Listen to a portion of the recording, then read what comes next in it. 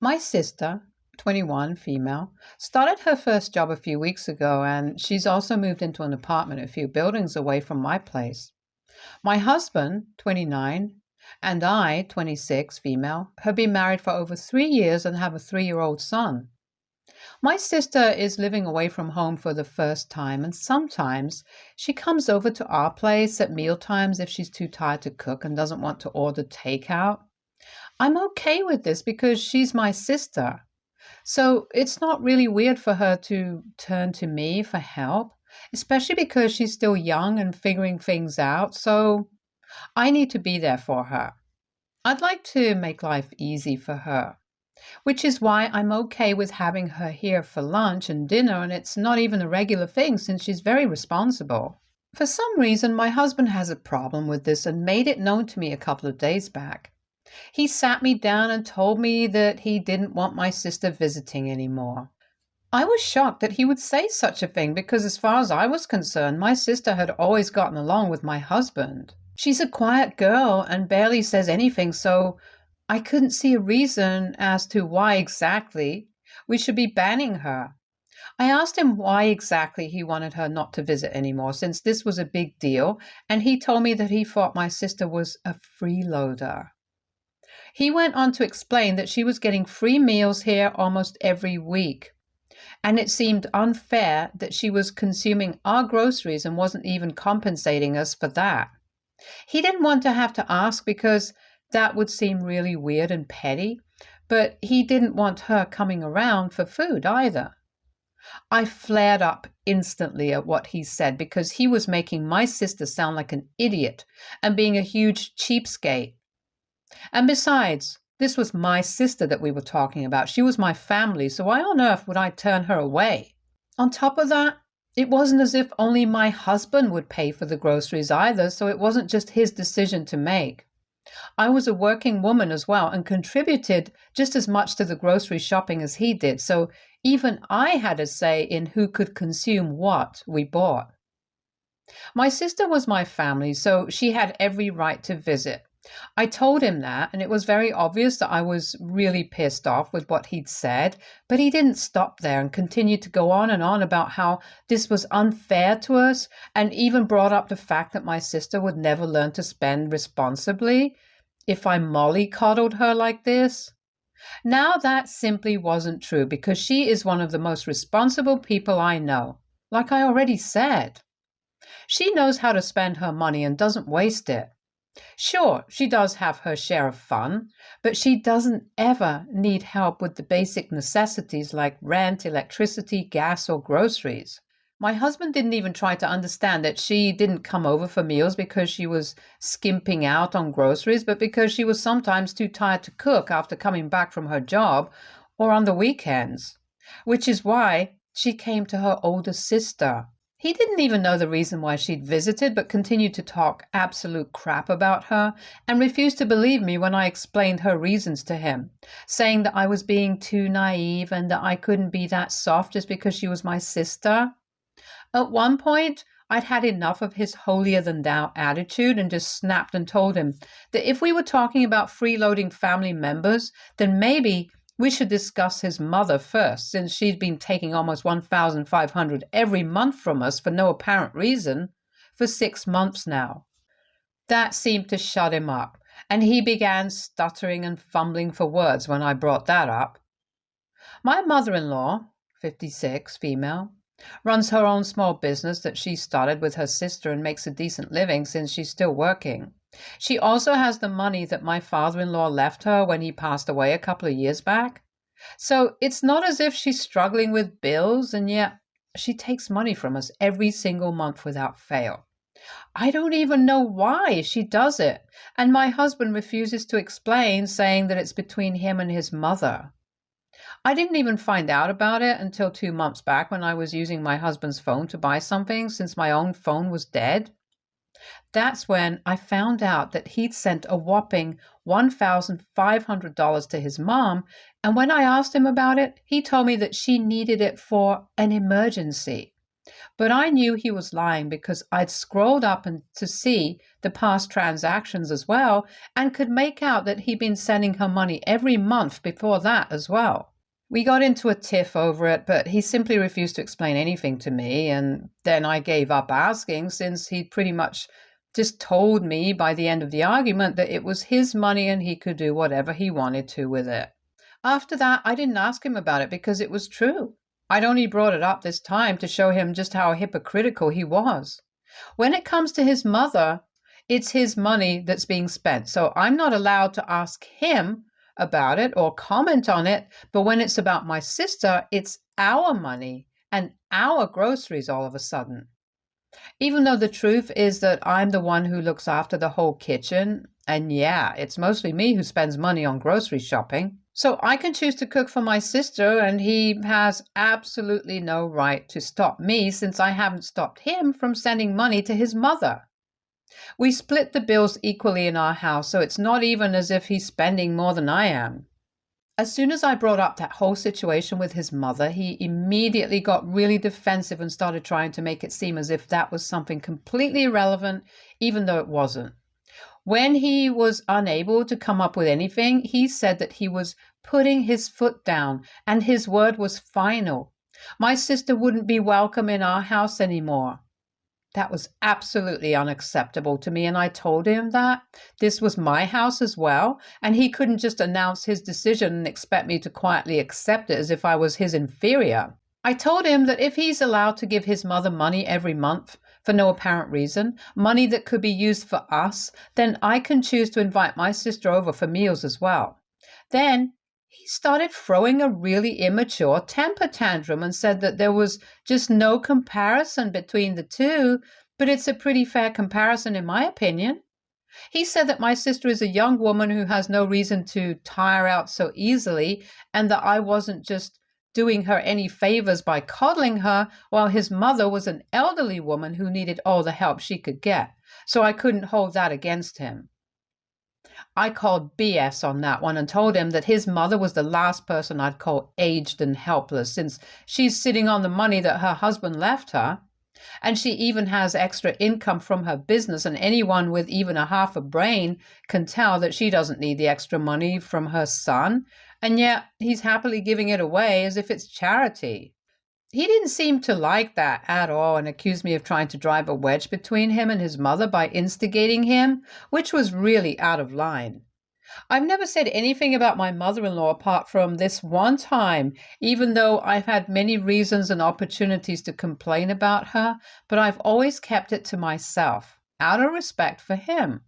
He even called me a homewrecker while fighting and said that I'd always had it in for his mom, which is why I was trying to ruin their relationship. So in a fit of anger, I told him that he should go back to living with his mom then, and well, he did it. Half an hour after our big fight, he packed some of his stuff and just left without as much as a goodbye. I didn't think he'd actually do it back then, but well, what do I know? My son's been really upset, as am I, if I'm being honest. I just really have no idea what to think right now since it's been 3 days and he still hasn't texted or called, not even to ask about our son. AITA for bringing up how my mother-in-law has been taking money from my husband for months because he called my sister a freeloader? Update 1. 4 days have passed since our fight, and today my husband finally called me, but it wasn't to apologize. He just wanted to speak to his son, and I agreed because our poor kid had been devastated and kept searching for his dad. He was overjoyed to hear his father's voice on the phone, and it sort of made it worth it for both of us since we both had kept our pride aside for the sake of our son. After he talked to him, I decided to speak to my husband as well. It was a short and tough conversation, but I had to do it. I asked him when he'd be coming back, but made sure not to sound sorry since I didn't want him to think I was being apologetic because I really wasn't. He's the one who owed me an apology, and I didn't want him to get the wrong message. He told me that he still needed some time away to think about what had happened and just cool off in general. He was indeed living with his mother, since I could hear her talking in the background, so I don't think he'll be coming back any time soon. At least not for me. He might come back for the sake of our son, but not for me, since I'm sure my mother-in-law will leave no stone unturned in trying to turn him against me. His staying with his mom might be even more detrimental to our marriage, but I wasn't going to tell him that. At least not after the fight we had last time. We hung up after a short discussion about some mail that had arrived for him 2 days ago, and that was it. I felt awful, but I wasn't going to apologize since I don't think I'm in the wrong here at all. If he wants to come back, he will, and in case he doesn't, then I'm okay with his decision because for so long I've bent over backwards to accommodate him and his mother's will, but not anymore. I'm pretty freaking sick of it, and I can't just go on being the ideal wife. If he wants to play the good son, then even I have every right to be a good sister without getting so much flack for it from his end. Update 2. It's been a little over a week since my husband walked out, and it's been tough for me. My sister dropped by for dinner a couple of days ago, and we talked about how things had been. She knew that my husband and I had a huge fight and he'd left, but she didn't know the reason why. At dinner, she kept bugging me about it and pushed me to tell her the real reason, since she wanted to help, and I ended up telling her everything in spite of myself.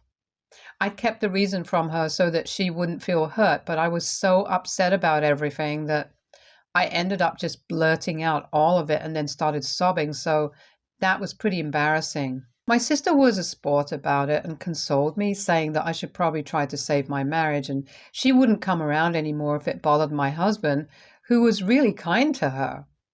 I wasn't going to let that happen, though, obviously. I love my sister and I'm not going to push her out of my life just because my husband doesn't like it, the way I didn't expect him to just abandon his mother. If I can respect his family, even though I have every reason not to like them, then he sure as hell can respect mine.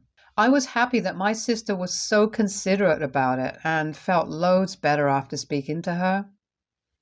My husband has called a few times after the last update as well, but it's only been to speak to our son, not to me. At this point, I don't think he's sorry about anything either. I can't think of how exactly we're going to save our marriage and make it work if neither of us is sorry, though. I mean, obviously my husband and I have had fights before, but this is the longest we've gone without seeing each other. He's been to my son's daycare to see him and has even picked him up a few days to be with him and then dropped him off at home. And that's what our texts and calls have been limited to for the most part, our son. If I'm being honest, I do miss him and I want him back in my life, but not at the cost of my dignity. Like I said earlier, I've kept my pride aside to make our marriage work a lot of times, but I just can't keep doing it over and over again. Our fight and the way he screamed at me and called me a homewrecker keeps playing in my head over and over again, especially when I think of just apologizing and getting this whole thing over with. I'm really at a loss right now. To be honest, I don't even know if my husband wants to make it work with me anymore since there's been no effort to make things right on his part. I guess this might be the end of the road for us if he doesn't step up and, well, just do something to tell me he isn't giving up on us. Update 3. My mother-in-law visited me today and that was quite a shock for me. I guess you guys know that we're not really on the best of terms, so for her to come grace my humble abode with her presence was a huge deal. I tried to hide my surprise, but I must have failed since she greeted me by telling me that she knew she wasn't welcome here and neither was she herself willing to come, but then she felt it was necessary since my husband and I had been fighting over something so petty for ages now. I guess it has been ages since 2 weeks have passed and my husband and I haven't spoken about anything else other than our son. I'd pretty much given up already and was even thinking about filing for divorce today when my mother-in-law showed up. I thought that was a sign from the universe that I shouldn't give up so soon and that maybe there was still some chance of things working out. But as it turns out, it was quite the opposite. My mother-in-law had come to talk to me about my marriage, but I still can't figure out if her intention was to help or to ruin it even more. If she intended to help the man, she did a terrible job of it now. I'm convinced that if my husband and I want to stay together, then we absolutely need to cut this woman out of our lives. Today, she sat me down in my own house and started explaining how I had no business bringing up the money that my husband sends her, his own mother, since it wasn't my money. She told me that it was their arrangement that didn't concern me, but since I brought it up to demean my husband, she thought she might as well explain. So apparently the money he sends her is so that he doesn't end up spending his entire salary on household expenses. And so that even I'm forced to contribute, since she's aware of how working women treat their own money as only theirs and their husband's money as money for both. So she'd warned my husband about this and had worked out this arrangement, and she was basically safeguarding the money from me, like I was some materialistic gold digger.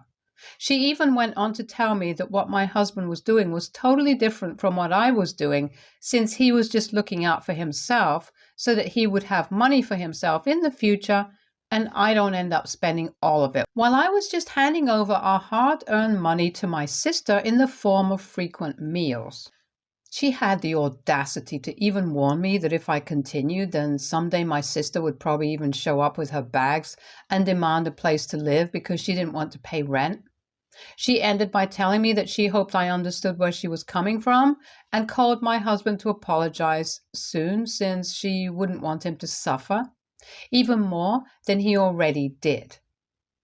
After that, she finally left, and even though it's been close to an hour that she's been gone, I'm still fuming. I can't even bring myself to believe that she just said all of those awful things to my face.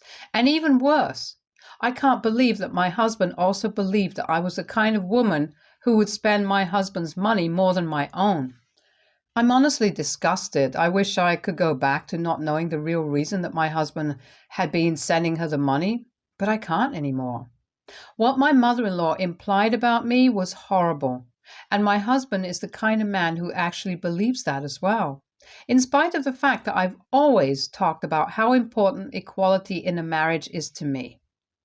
I haven't just talked about it either, but I've always tried my best to make sure that neither of us ends up spending more than the other, since money, whether we like it or not, is an important aspect. I'm a working woman too, and I work just as bloody hard as him, so this was humiliating to say the least. I can't see any way out of this other than divorce, and I guess that's what I'll have to do now. Anyway, I've pretty much given up any hope of reconciliation, and today's conversation with my mother-in-law makes me feel that it'll be the best for both of us to stay apart. Update 4. Yesterday, my mother-in-law visited me, and just a few hours ago this evening, my husband dropped our son off, and after what felt like ages, we saw each other in person. He would drop our son off at the door of the house before, but today he came in. He looks worse for the wear, and I guess so do I, since I've been really stressed out, but we tried to keep it civil. We had some coffee, and then eventually we came to the hardest part. I told him that I'd been looking for divorce lawyers before he came by, and he didn't seem surprised in the least. In fact, he even apologized for whatever had happened and said that he was way out of line for saying the things he did. That being said, we also agreed that we definitely needed some time apart, and while maybe an immediate divorce was not the right solution, we could try living separately and co-parenting before filing for divorce. He told me that he'd had a fight with his mother after she came back home yesterday, and it hadn't ended well. He'd moved out and had been living in a hotel since last night. He explained to me that back when he'd started sending his mother money, she'd given him a totally different reason. Back then, she'd said that she wanted that amount so that she could pay off debts that she'd racked up while paying for his college tuition. She claimed that she'd borrowed the money from her older sister, but now that he was doing well in life, she wanted to pay her back and clear the debt, so he'd agreed to it. His mother had requested him not to say a word of this to me since she took pride in how she'd raised her son to be financially responsible, and this information would make her seem really hypocritical, so he'd kept it a secret from me all this while. It was only yesterday that his mother finally confessed that there was no such loan that she'd taken from her sister, and told him the real reason, since she'd figured that if the two of us ever sorted things out, it would be out in the open anyway, so it'd be better for her to come clean by herself. That led to a huge argument, since all of this while, his mother had basically been lying to him and he'd been getting played like a fool. He told me that he regretted everything that he'd said to me that day, and I could tell that he was being honest, so I guess I forgave him. But I don't think either of us was ready to just resume our usual life once more, now that we'd had such a harsh reality check. He told me that no matter what we decided, he definitely still wanted to be a part of his son's life, and I wanted that too. We could keep our differences aside for his sake, since his well-being is the one thing that both of us wanted the most. Whether he was a good husband or not was secondary, but he'd always been a good father, and I wasn't going to deprive my son of that, no matter what my personal equation with his dad was. 3 years ago, one of the major reasons we'd even gotten married in the first place was because I was 2 months pregnant. We didn't feel the pressure to get married since we'd only been dating for a year, but my mother-in-law had insisted on it, so we obliged. But I guess over the years we sort of let our relationship take a back seat, which is why we were in this pickle today. So we decided that we'd be living separately for the next few months and try rebuilding our relationship from scratch before rushing into something yet again. I guess that's the best way forward, and I don't know if we'll head for divorce or end up together, but I'm sure whatever happens will be good for us. Stay tuned for more stories from our girl relationships.